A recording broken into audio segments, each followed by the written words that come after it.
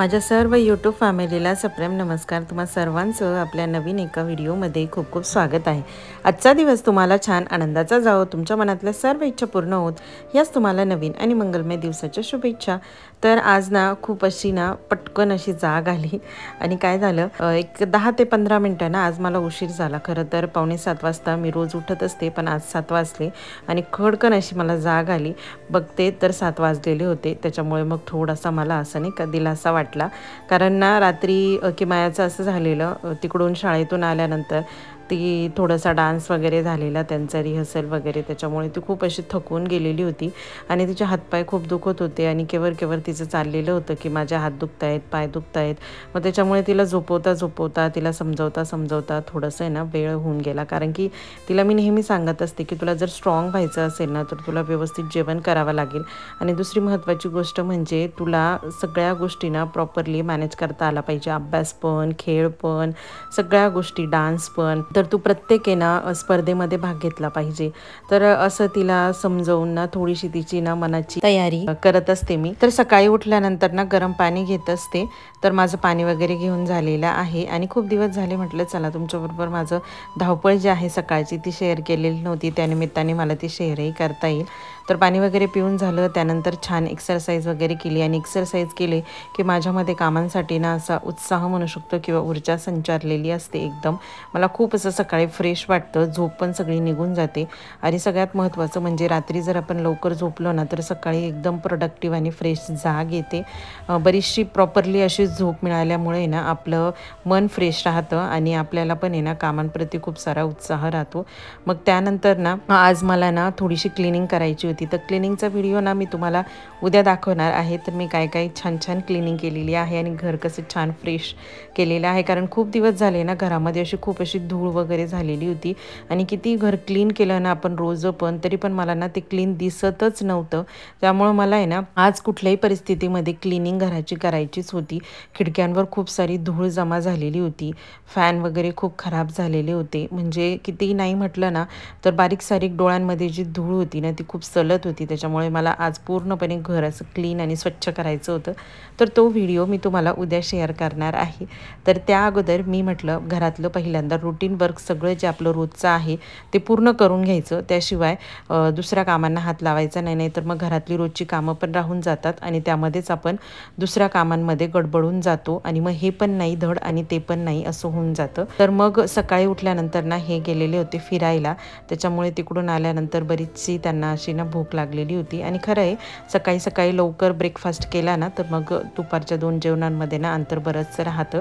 आणि झालं असं, ब्रेकफास्ट झाला माझा आणि त्यानंतर लगेचच मी स्वयंपाकाला लागलेली आहे।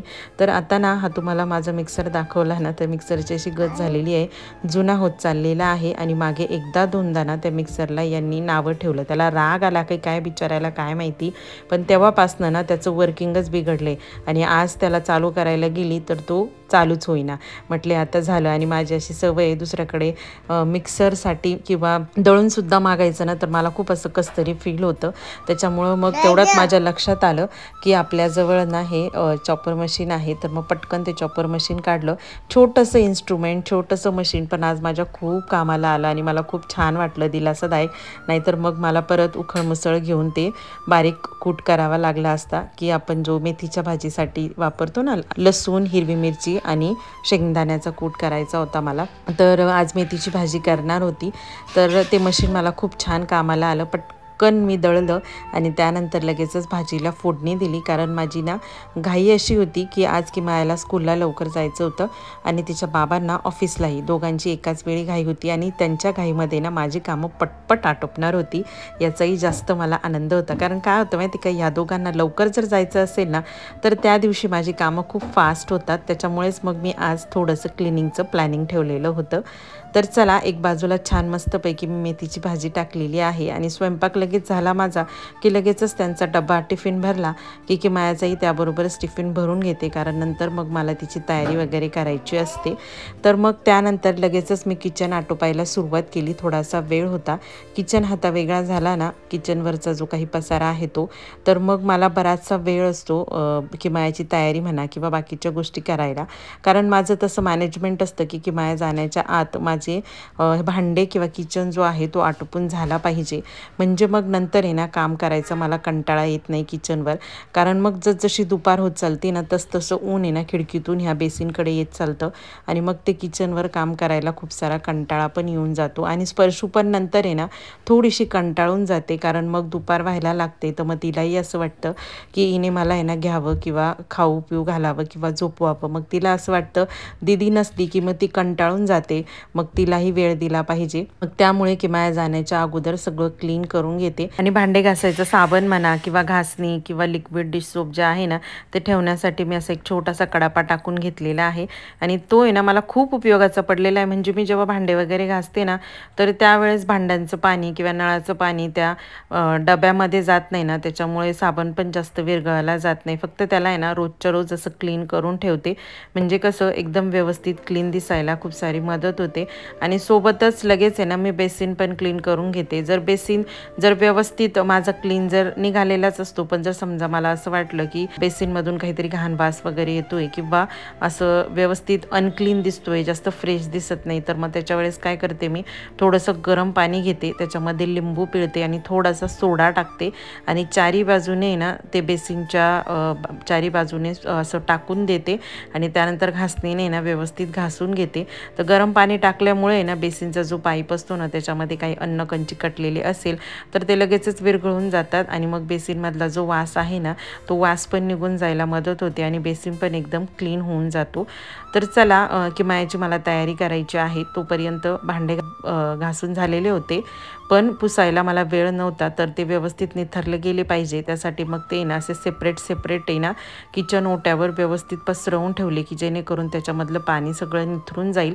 आणि तोपर्यंत लगेचच मी किमयाची तयारी करायला घेतली, कारण किमयाची तयारी होणं सुद्धा फार गरजेचं असतं माझ्यासाठी. पहिल्यांदा तिचे केस वगैरे विंचरून घेतले आणि तुम्ही बघू शकत असाल किमयाला मी केस विंचरायला घेतलं की स्पर्शूचं असं असतं की ही कधी मला घेईल आणि माझे पण केस विंचरेल. कारण किमयाचे केस विंचरून झाले की मग लगेचच स्पर्शूचे सुद्धा केस विंचरावे लागतात, त्याशिवाय ती मला पुढचे काही कामच करून देत नाही. आणि मग एक बाजूला मी जेव्हा किमयाचे आवरून घेते ना तर मग किमया पण तिचं पटकन टिफिन भरणं झालं किंवा तिची बॅग जी आहे स्कूल बॅग ती व्यवस्थित सगळी प्रॉपरली टाइम टेबलनुसार भरलेली आहे की नाही ह्या बारीक सारीक गोष्टी बघत असते.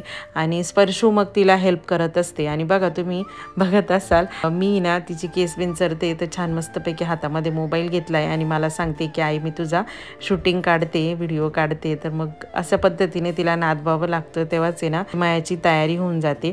आणि किमयाची जी गोष्टी मी घेऊन आली ना ती गोष्टी पुन्हा पुन्हा तिला हात लावायचा आणि एका ठिकाणाहून दुसऱ्या ठिकाणी नेऊन ठेवायचं आणि पुन्हा मागितलं की पुन्हा घ्यायला जायचं, असं आमचं रोजचं झालेलं आहे. त्यामुळे एकतर मी ना ह्या सोफ्यावर बसून एक बाजूला माझ्या पायाखाली तिच्या वस्तू ठेवून देते, नाहीतर मग डायरेक्टली ना बाल्कनीमध्ये जाते की जेणेकरून तिच्या हाती ह्या वस्तू सगळ्या लागल्या नाही पाहिजे. चला किमयाची तयारी वगैरे छान करून दिलेली आहे आणि तिला स्कूलला पण पाठवलेलं आहे. त्यानंतर लगेचच म्हटलं आपण आहे ना कपडे सुकत घालून देऊ, कारण आहे ना किमयाला स्कूलचे 2 युनिफॉर्म आहे. मग एक युनिफॉर्म जर धुवायला टाकला ना तर मग तो सुकत घातला तरच दुसऱ्या दिवशी मग तिला स्कूल युनिफॉर्म अवेलेबल असतो. त्याच्यामुळे सगळ्यात पहिले ना कपडे सुकत घालून देते मी. आणि ह्या बेडरूममध्ये ना बऱ्यापैकी चांगलं ऊन येतं, त्याच्यामुळे मग जे काही मोठे कपडे जर असले अगदी एक्स्ट्राचा मी स्लॉट लावला तर मग तेच कपडे मी ना बाहेर बाल्कनीमध्ये सुकत घालते. नाहीतर मग ह्या स्टँडमध्ये खूप छान कपडे सुकले जातात आणि खूप जास्त कपडे याच्यामध्ये व्यवस्थित आहे ना मावतात सुद्धा, म्हणजे सुकत घालायला जागा असते. तर मग मी काय करते माहिती का, ह्या जो मधला स्टँड आहे ना तर त्याच्यामध्ये ना टॉवेल वगैरे सुकत घालत असते की जेणेकरून आहे ना ते टॉवेल व्यवस्थित सुकल्या जातात. कारण मग खालचा स्टँड ओपन नाही केला की मग व्यवस्थित कपडे पण बसले जातात. आणि खूप जास्त मोठा स्टँड आहे त्याच्यामुळे बरेचसे कपडे या स्टँडमध्ये मावले जातात. आणि बाल्कनीमध्ये ना आता सध्या मी जास्त कपडे वाळत घालत नाही, कारण मग काय होतं जर कपडे मोठे वाळत टाकले ना तर लगेच आहे ना अशी शॅडो येऊन जाते, सावली येऊन जाते हॉलमध्ये. त्याच्यामुळे मग कमीत कमी कपडे बाल्कनीमध्ये टाकण्याचा प्रयत्न करते की जेणेकरून आहे ना हॉलमध्ये असं जास्त आहे ना अंधार नको पडायला, प्रॉपर सूर्यप्रकाश पण यायला पाहिजे आणि हवा पण चांगली यायला पाहिजे. त्याच्यामुळे ह्या स्टँडचा जास्त मी कपडे सुकत घालण्यासाठी वापर करत असते. मग मस्तपैकी ना हे सगळे कपडे जे आहे ते मी या स्टँडमध्ये सुकत घालून दिले. कारण काय होतं माहिती का, एक कामाचा आपण थोडासा जरी कंटाळा केला ना की लगेचच आहे ना ते काम मागेच पडून जातं, याचा मला बऱ्याचदा अनुभव आलेला आहे. खरं तर सकाळपासून ना खूप अशी कामांची दमछाक झालेली होती माझी. तुम्हाला जसं मी सुरुवातीलाच सांगितलं तर तुम्हाला दिसत असेल खिडक्या वगैरे एकदम छान व्यवस्थित क्लीन झालेलं आहे माझं. ते कसं क्लीन केलं तर ते मी उद्याच्या व्हिडिओमध्ये सांगणारच आहे. पण म्हटलं आता हे काम जर मी मागे जर ठेवलं ना तर हे काम असंच मागे होऊन जाईल, कारण थोडा आपण आराम करायला गेलो की मग आळसच आपल्याला सुरू होऊन जातो. तर मग सगळं व्यवस्थित माझं आटोपून झालेलं आहे आणि शेवटचं थोडंसं काम माझं बाकी होतं, कारण डायनिंग टेबलवर ना मी जेवढी काही घर साफ केलं ना त्याची सगळी धूळ या डायनिंग टेबलवर आलेली होती आणि मग ते ना डोळ्यांना एकदम असं सलत होतं, अगदी कसं तरी वाटत होतं. म्हणून मग म्हटलं चला डायनिंग टेबल आहे ना व्यवस्थित क्लीन करून घेऊ. डायनिंग टेबल क्लीन झाला ना मग तो रेडी टू यूज असतो, कारण मग की माझ्या स्कूलमधून आली की तिला काही ना काही खायचं असतं.